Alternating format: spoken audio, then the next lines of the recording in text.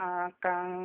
ក្តៅបែកផ្សាយស្ងួននួនហាញខ្លោចព្រឹកសាធម្មជាតិទុកវេទនាខ្វាំងគង្គីចិញ្ចឹមកាយប្រពន្ធស្វិតរួងរយសំដងហើយឲ្យព្រះថ្វាយបងអើភ្លៀងពីនាយស្រោចសពសាយសើមជីវិតសូមឲ្យព្រះប្រទានរាជបុត្រមាន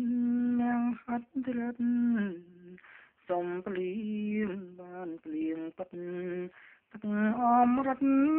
ប្រងធរនេះសូមព្រះឃើញវេទនា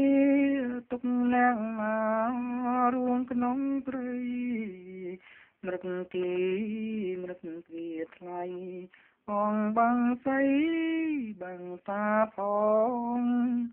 វេទនារោគអាហារទីនានាក្រំគ្រាមមកស្ងួនហាញផ្សាយបងគងរួងដូចរួងពុកទឹកភ្នែកវេទនាទាំងមនុស្សសត្វរោគឈឺថ្កាត់មនុស្សពន់ពេកយាយីកាយអាណាញខ្លាំងទឹកភ្នែកអត់អាហារខ្លាំងឈឺក្រំចិត្តកាយខ្លាំងសោកស្ដាយនឹងវេទនាស្គាំងស្គមឈឺមិនជាគ្មានស្នាមទី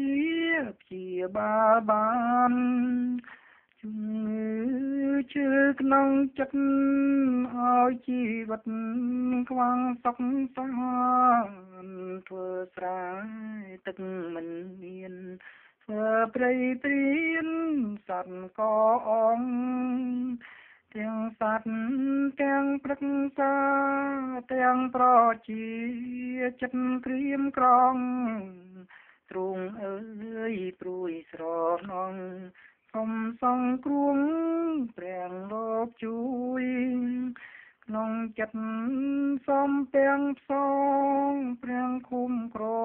ងនៅជាមួយប្រទាននៅអំណោយរៀងច្បុតអើ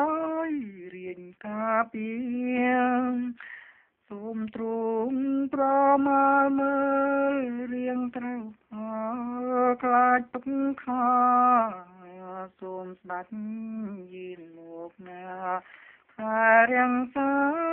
កូនចៅលោកសូមទ្រង់នាំធម៌ព្រះជ័យជំនាំងអង្គទុកសោកសូមទ្រង់នាំជ័យជោគអបក្រសោ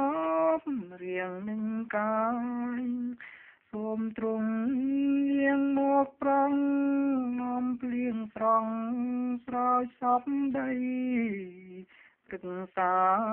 ឡងខៀវខ្ចីអចំណៃសត្វទាំងពួងសូមទ្រង់យាងមកជួយទ្រង់នឹងហើយស្ដេចព្រះបារមី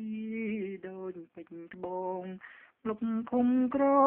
ងដល់កម្ពុជាអំណាចបារមីទ្រង់ត្រជាក់ជុំជូនខេមរាស្ដេចយាងដល់ទីណាធម៌មេត្តាតែទីនោះអញ្ញៀងទីមានទុកប្រែក្លាយសុខធម្មជាតិស្រង់ប្រជារួញផុតគ្រោះលោកទាំងស្រង់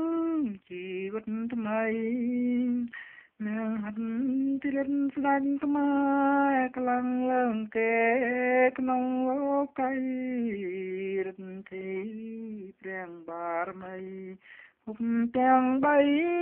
ញួរញើតខ្លាច